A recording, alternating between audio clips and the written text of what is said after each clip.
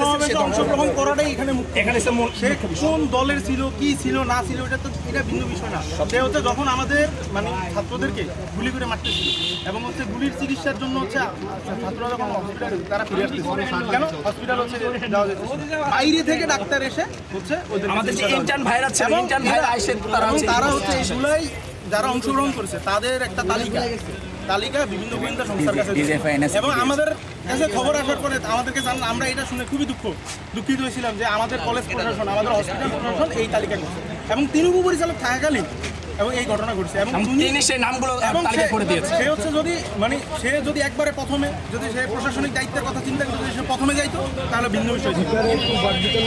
কিন্তু সে আগে বলতে দেন, কিন্তু সে হচ্ছে কিসের কারণে সে হচ্ছে 3 আগস্ট শান্তি সমাবেশ মানে 5 আগস্টের 2 দিন আগে যখন অলরেডি 2 থেকে 2,500 ছাত্র জনতা নিহত হওয়া শেষ, তখন সে গেছে। এবং আপনারা এটা নৈতিকতার জায়গা থেকে তিনি এত বড় একটা দায়িত্বশীল অবস্থায় থাকার কোনোভাবে অবস্থায় আছে, এটা জনগণের কাছে প্রশ্ন